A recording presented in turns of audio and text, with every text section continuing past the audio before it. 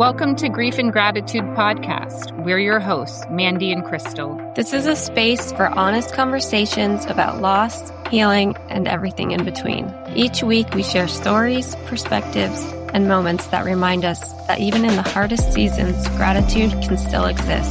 Thank you for sharing space with us. We're really glad you're here.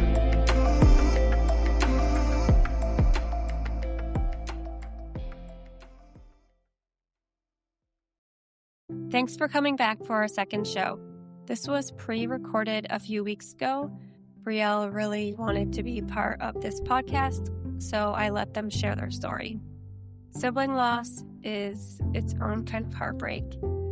It's a powerful and often underrepresented topic, especially the mix of love, resentment, humor, and longing that can coexist. I think it's a disenfranchised grief. People often focus on parents or spouses and sometimes overlook the sibling. The sibling loses part of their history, someone who knew their childhood, their family dynamic, and many unspoken stories. Their identity can shift.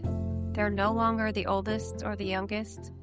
Sometimes they have guilt in things that they should have done or petty fights that they had. It changes how they see life. Strips away illusions of safety and fairness, but it can also deepen compassion, empathy, and gratitude in ways that are hard-won. Bree is a strong and resilient child, and I'm so proud of them for wanting to share their story and perspective. Next week, we will talk to Crystal, and she will share her story of sibling loss as an adult. Hope you enjoy this episode, and thanks for coming back.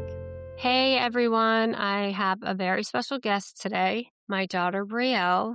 This is one of our first shows. She's really excited to be here, and she would like to share her story, and hopefully it helps just even one person. So I don't know if my episode aired yet, but we're going to give Brie a chance to tell hers, and they're pretty similar, but I think mine probably has a little more detail. So this is Bree. Bree, tell me a little bit about yourself.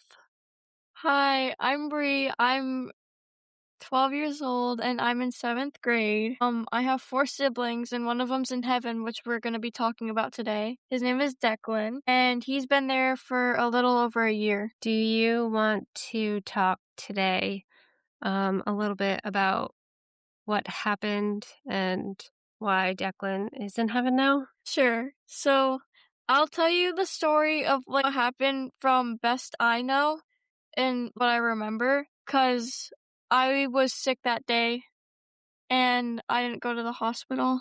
I'll talk about the first one. So the first cardiac arrest was when I was at my dad's with my brother Declan, and we were playing tag, and he didn't have his heart condition, the heart button yet. So we were playing tag, and then he all of a sudden just got super tired, and he asked me, can I take a 5-minute rest? And I'm like, okay, sure, why not? So I let him rest for a little bit, for 2 minutes, and then I got bored, and I started trying to wake him up. I was, Declan, wake up. And I got super annoyed because I didn't know he couldn't hear me. He wasn't breathing. So I say, Dad, Declan's not waking up. And he was in the kitchen and he was completely unaware. So he comes out and he starts trying to shake Declan awake. And I didn't realize he was unconscious. I thought he could hear us and he was playing a funny joke on us. And so did Dad. So I thought it was a big joke until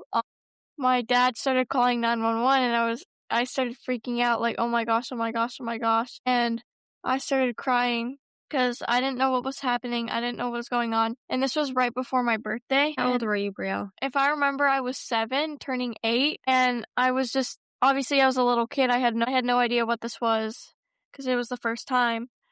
And yeah, and my stepmom was out grocery shopping. So once the ambulance got here, me and Dad were crying, and my stepmom came out and she was freaking out too, and she started crying with us, and I got called a lifesaver for a little while. That must have been pretty scary. It was. Well, I know as your mom, that was really scary for me. And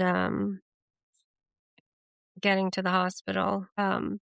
Anyway, then Declan had another cardiac arrest a couple, maybe like 5 months later at school, but you weren't there for that one. I wasn't. No. But you were told about it. If I remember, it was the one where he was outside, right? Yeah. He was like running and he just had a cardiac arrest there. That's all I remember from that one.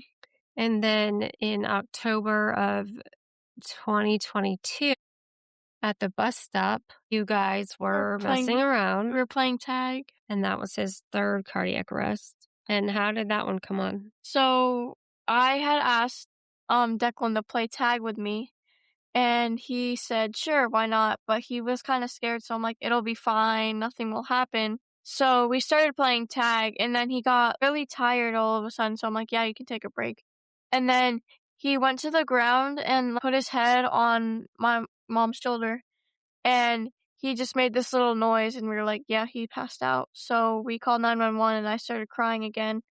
And there was people at the bus lot that were comforting me while he got taken. And then a month later, he had another one. I forgot which one this was. This one was the one where we had to use the AED. Was it another bus lot one? We were walking to the bus. And he missed the bus.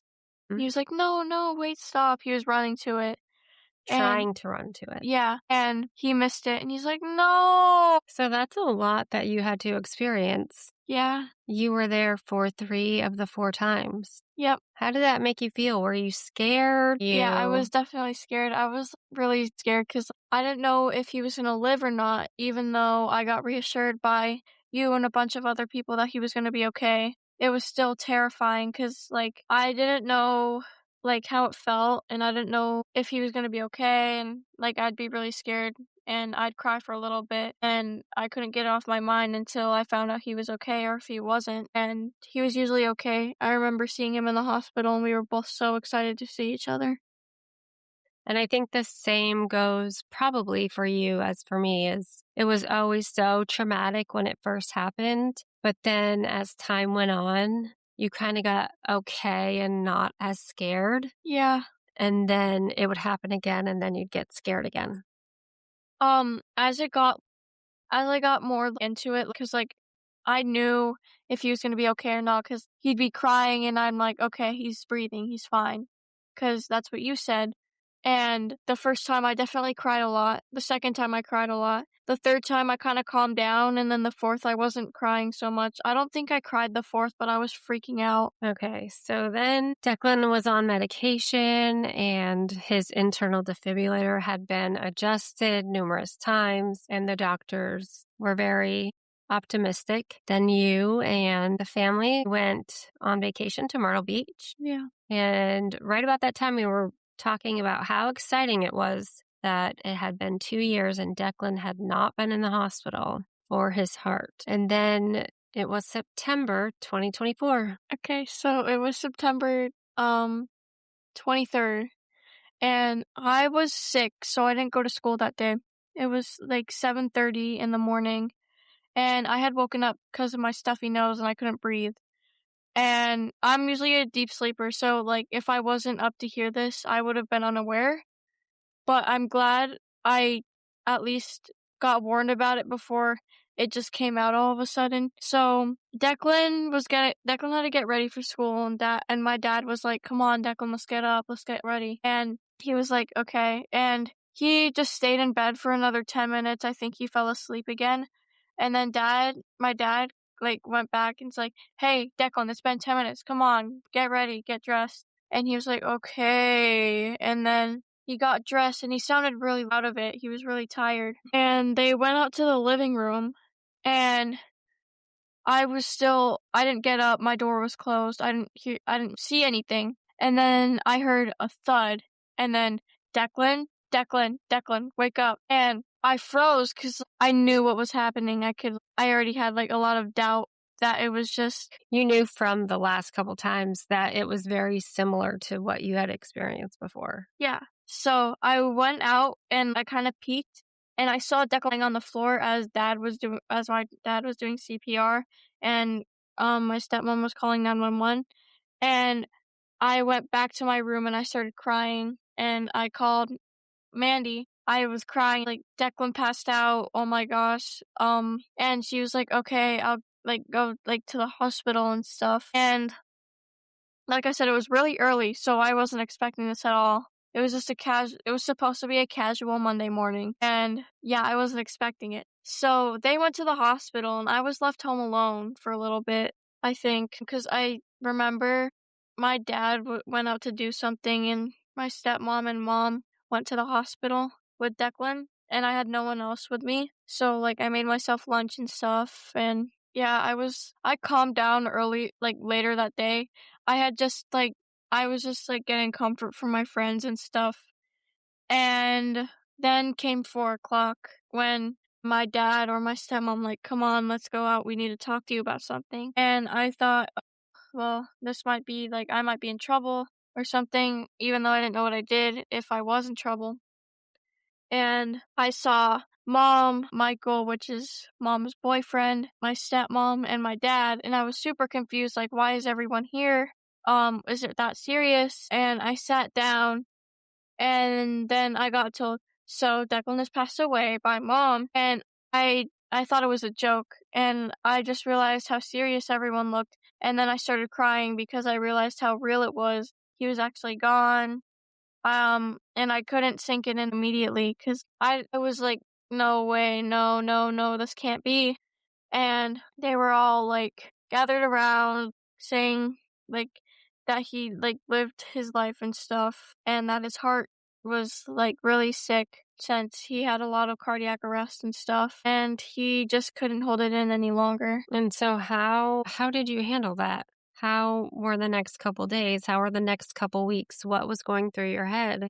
It was just I couldn't process the thought that I didn't have a little brother anymore. Obviously, I have a baby brother, but just like my best friend that's been there for most of my life, basically all of my life, because he was born when I was like 1.5, and we've always like done stuff together. Like I've never done anything without him unless it's like hanging out with friends or something. That must have been really hard. It was. I can't imagine. I know I'm a mother who lost a child, but it's different when it's a sibling and one of your best friends. So, I don't think it's easy for anybody. But, how long was it before you started to feel normal or even just okay that when you didn't cry all the time? It was about 4 months later when it started to, like, really sink in that he wasn't here anymore. It's not like, I was, like, fine with it that I moved on.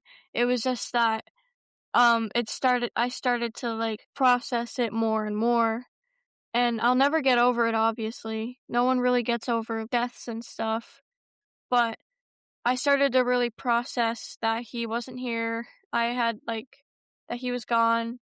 And I wouldn't see him again. And yeah, So what helped you? You said it took about 4 months for it to sink in. What helped you get it to sink in? Did you talk to people? yeah. I talked to my therapist, some friends. If you have anyone to talk to about this at all that like gives really good advice, you should probably do it because it's really helpful. And so you felt like that was helpful, I felt like supported. yeah, And like I wasn't alone in this. okay, that's wonderful. As a kid dealing with losing a sibling at a young age like you, do you have any suggestions for others going through something similar? Like you just said, talking to your friends. I say this may seem a bit sad, but do their favorite things or try their favorite things because even though it's sad, it's also happy because it reminds you of them. It brings like a close connection, like they're still here, and it just makes you really happy. And so I'm just curious, since Declan has passed away, it's been a little over a year. Has it changed your idea of heaven or what happens after we die? Yeah, a lot. I used to think that there was a heaven and hell and that there was like a God that like controlled that, like that if you went to heaven or hell. But now I think you're just up in the clouds, like connected with other loved ones that pass. And I don't think there's a hell, but I don't think there's a heaven either. I think it's just, you just kind of live somewhere else now that others can't see, but you can. And so you think you'll see Declan again? Yeah, when I die. And then has this experience made you grateful? It makes me grateful just because I don't have to worry about him getting hurt all the time, or I don't have to worry about him running or in pain, because all that pain is just released now. He's all right, and I hope he's doing okay right now. Was there anything else that you're grateful for?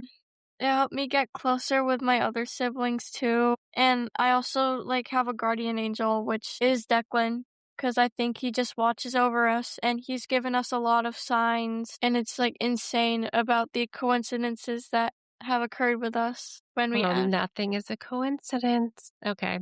Well, Brielle, thank you so much for joining us. But I would love to hear a little bit about Declan and how he was special before we sign off, and some of your favorite things about him, or anything you want to tell us about him. Declan was a great child. He got Best Student Award twice in second grade, third grade, I forgot. I think it was second grade. He got the Most Caring Award in third grade, which he was really caring.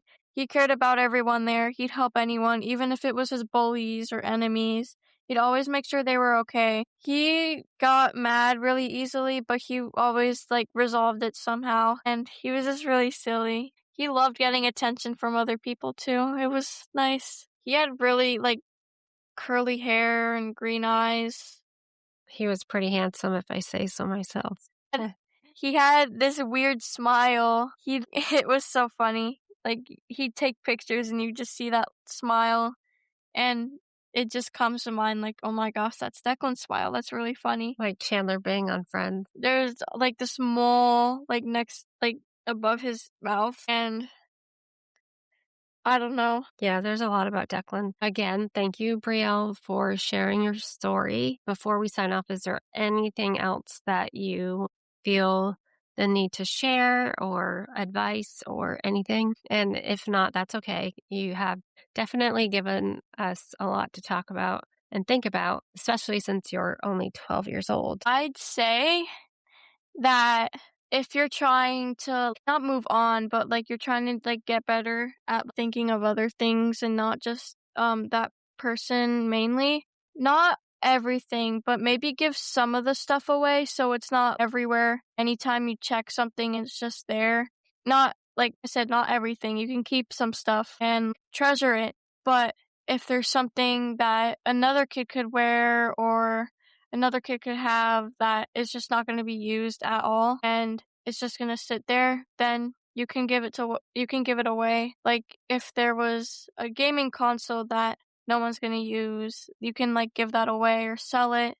So gaming doesn't remind you of that person. Or a blanket, if you're not going to use it or no one else is going to use it that you know of, you can sell it or give it away. All right, Brielle, well, thank you so much for being on my podcast. I know you were really excited about it. Thank you guys for listening, and we will have another episode either next week or the week after. Brielle, again, I love you. Yes, I'm so glad you were here. Maybe you can join us some other times. Sure. And we'll see you guys soon. Thanks. Bye.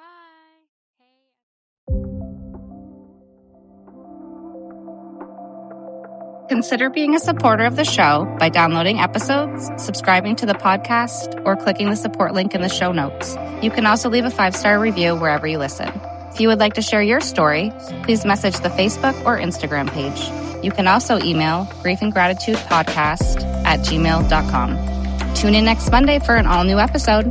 This podcast was created to honor the memory of Declan Shaw ONeil and Jennifer Lynn Berry.